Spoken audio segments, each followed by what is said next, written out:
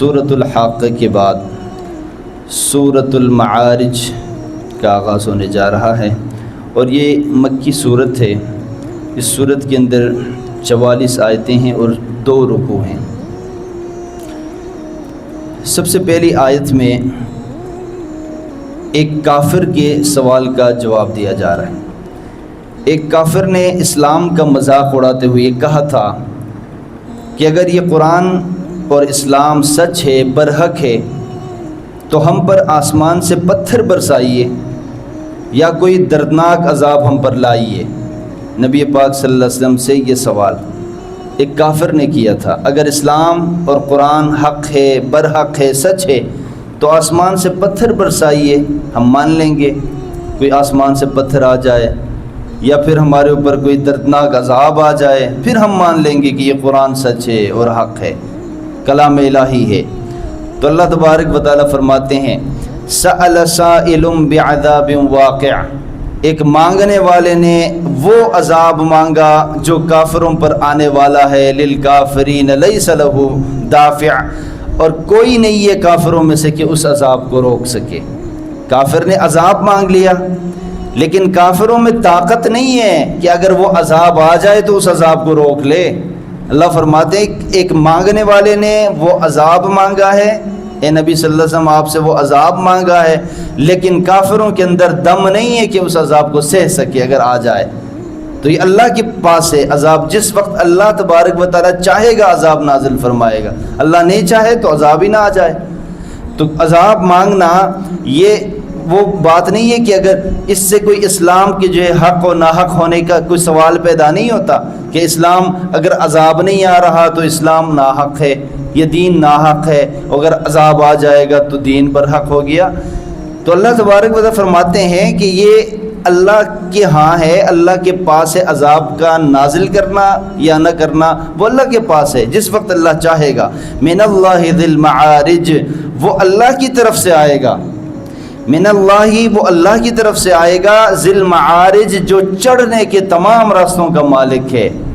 چڑھنے کے راستوں کا مالک سے مراد روایت میں آتا ہے کہ جو جہاں سے چڑھ کر عالم بالا میں جاتے ہیں، فرشتوں کا جو نزول ہوتا ہے، فرشتے جو جن راستوں میں جاتے ہیں اور آتے ہیں، تو یہ چڑھنے کا راستہ یعنی ان راستوں کا بھی اللہ مالک ہے، جہاں سے فرشتوں کا گزر ہوتا ہے، جہاں سے انسانوں کا گزر ہوتا ہے، ان راستوں کا بھی کون مالک ہے؟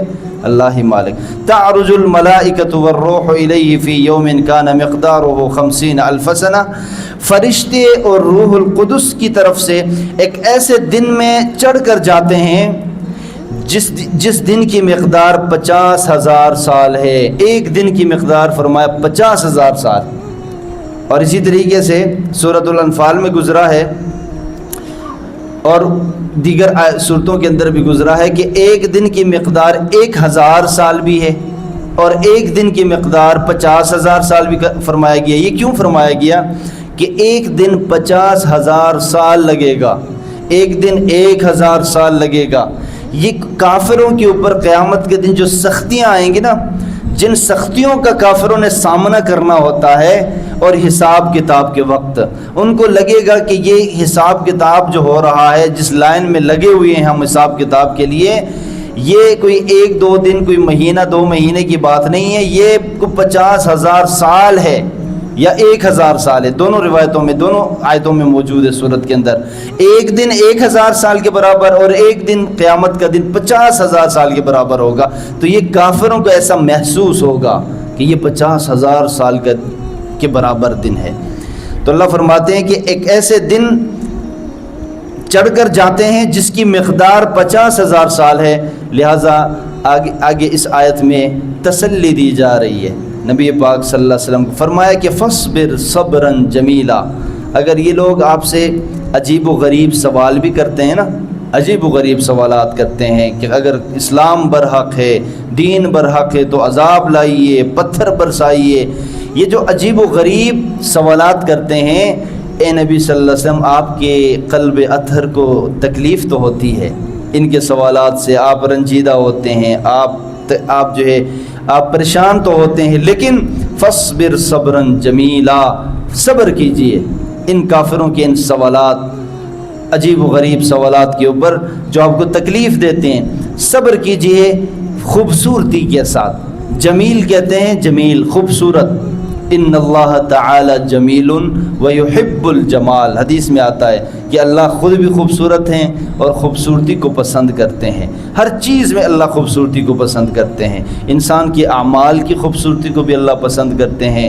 خوبصورت اعمال، ڈھنگ سے، سلیقے سے، طریقے سے جو عبادت کی جاتی ہے اللہ اس کو بھی پسند کرتے ہیں۔ انسان کے اندر جتنے بھی اعمال ہیں نا، چاہے وہ عبادت کی صورت میں ہے، کھانے پینے کی صورت میں ہے، چلنے پھرنے کے ڈھنگ طریقے کے ساتھ چلنا پھرنا، گفتگو کے اندر جو سلیقہ ہے، اچھا گفتگو، اور اسی طریقے سے لباس میں جو خوبصورتی ہے، چہرے کی جو خوبصورتی ہے، یہ سب اللہ کو پسند ہے۔ کیوں؟ اللہ ان اللہ تعالی جمیل، اللہ خود بھی خوبصورت ہیں، تو ظاہر خوبصورتی کو پسند فرمائیں گے۔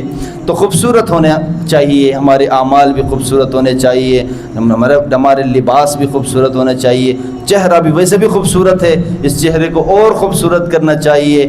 خوبصورت چہرہ کس سے ہوگا؟ کس سے خوبصورت ہوگا؟ داڑھی سے خوبصورت ہوگا میرے پیارے بھائیوں۔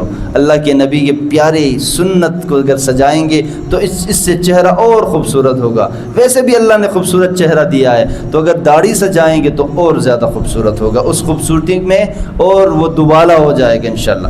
تو فرمایا کہ انہم یرونہ بعیدا، انہم یرونہ بعیدا، یہ کافر اس دن کو بہت دور محسوس کرتے ہیں۔ یہ قیامت کا دن جو ہے ان کے لیے لگتا ہے کہ بہت دور ہے، ابھی قیامت بہت دور ہے۔ وَنَرَاهُ قَرِيبًا، لیکن اللہ فرماتے ہیں ہم تو اس کو قریب محسوس کر رہے ہیں۔ قیامت کسی بھی وقت قائم ہو سکتی ہے نا، اللہ فرمایا ہم تو اس کو قریب محسوس کرتے ہیں، یہ کافر اس کو دور محسوس کرتے ہیں۔ یوم تکون السماء کالمہل، جب قیامت قائم ہوگی تو فرمایا کہ وہ عذاب کا دن ہوگا اس دن جب آسمان تیل کی طرح ہو جائے گا، تیل کی طرح۔ اب اللہ کو معلوم ہے کہ یہ آسمان تیل کی چھلمٹ کی طرح کیسے ہو جائے گا، اور فرمایا کہ وَتَكُونُ الْجِبَالُ كَالْعِهْنِ، اور فرمایا کہ یہ پہاڑ روئی کی طرح اڑ جائیں گے۔ یہ پہاڑ ہمیں لگتے ہیں نا اتنے اونچے اونچے پہاڑ، یہ K2 ہیں وغیرہ وغیرہ، اتنے اونچے اونچے پہاڑ ہمیں لگتے ہیں کہ بہت مضبوط ہیں۔ فرمایا کہ وَتَكُونُ الْجِبَالُ كَالْعِهْنِ، یہ پہاڑ روئی کی طرح ہو جائیں گے، اڑ جائیں گے۔ تو ایمان ہے ہمارا، جب اللہ نے فرمایا کہ آسمان تیل کی طرح ہو جائے گا اور یہ پہاڑ روئی کی طرح اڑ جائیں گے، ہمارا ایمان ہے، سر تسلیم خم ہے، ہم اس کے اوپر ایمان لائے ہوئے ہیں۔ وَلَا يَسْأَلُ حَمِيمٌ حَمِيمًا، جب یہ پہاڑ اڑیں گے، یہ آسمان تیل کی طرح ہو جائے گا، اس دن ہوگا کیا؟ فرمایا وَلَا يَسْأَلُ حَمِيمٌ حَمِيمًا، جگری دوست بھی ایک دوسرے کا جو ہے حال نہیں پوچھے گا۔ جگری دوست ایک دوسرے کا کوئی پوچھے گا بھی نہیں، کوئی حال احوال نہیں پوچھے گا۔ آج تو دنیا میں دوست بڑے پوچھتے ہیں نا، جس کے پاس تھوڑے پیسے ہوں دوسرا دوست جو ہے نا اس کا حال احوال تو روز پوچھتا ہے، اور اس کا جو ہے کیونکہ اس کے پاس پیسہ ہے، مال ہے، اس سے کھانا ہے نا، مطلب وابستہ ہے۔ چلو یار برگر کھانے جاتے ہیں، چلو یار سموسے کھانے جاتے ہیں، حال احوال بھی پوچھتا ہے کیونکہ اس سے نکلوانا چاہتا ہے کچھ کھانا پینا، مطلب کی باتیں ہوتی ہے۔ لیکن اللہ فرماتے ہیں وَلَا يَسْأَلُ حَمِيمٌ حَمِيمًا، وہ جو جگری دوست دنیا میں ساتھ ساتھ گھومتا تھا پھرتا تھا وہ بھی نہیں پوچھے گا اس دن۔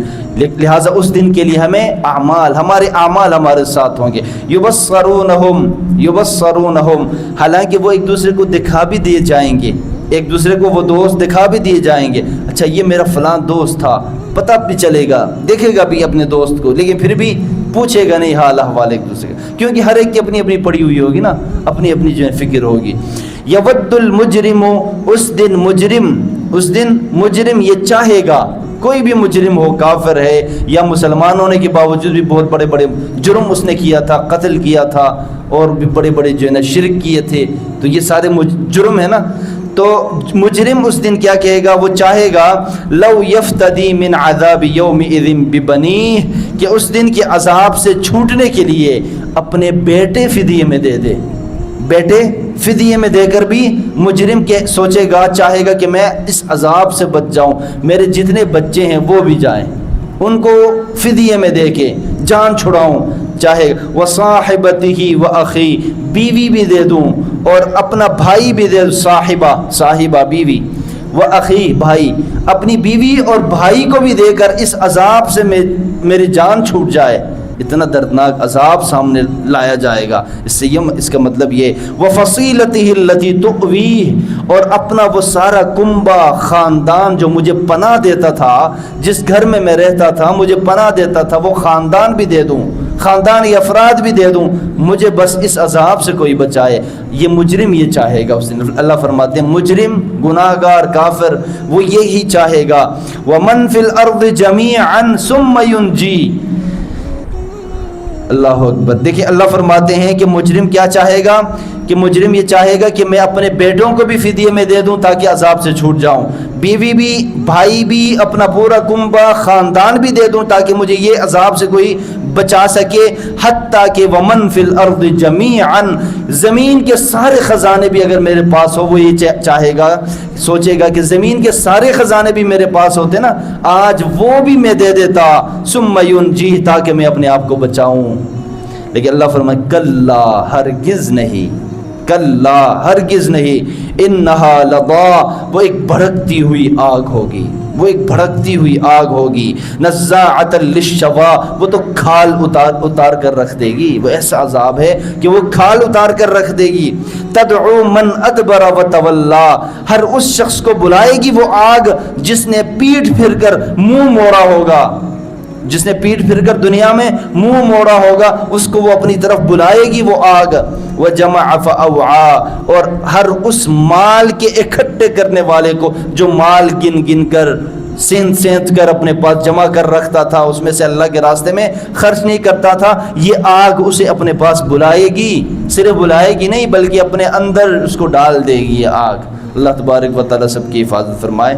یہاں تک ہی پڑھیں گے، 18 آیتیں ہو گئی ہے، کل سے ایک اور موضوع شروع ہو جائے گا، اس لیے تو آج یہاں تک پڑھیں گے۔ اللہ تبارک و تعالیٰ ہم سب کو اس دن کے آنے سے پہلے اس کی تیاری کے لیے، چونکہ اللہ نے ہمیں دنیا میں بھیجا ہے کہ ہم مجرم نہ بن جائیں اللہ کے حضور کل قیامت کے دن، مجرم نہ بن جائیں کہ ہم یہ چاہیں گے کہ بیوی بھی دے دے، بچے بھی دے دے، خاندان بھی دے دے، بس اس عذاب سے کوئی ہمیں چھٹکارا مل جائے۔ لہٰذا اس کے لیے تیاری، اعمال صالحہ، جب اعمال صالحہ ہمارے پاس ہوں گی، ہمیں پھر کوئی کسی چیز کی فکر نہیں ہوگی، انشاءاللہ جنت اور جنتوں کی نعمتوں میں ہم انشاءاللہ داخل کر دیے جائیں گے۔ اللہ تعالیٰ سب کو جنت کی نعمتوں میں داخل فرما دے قیامت کے دن۔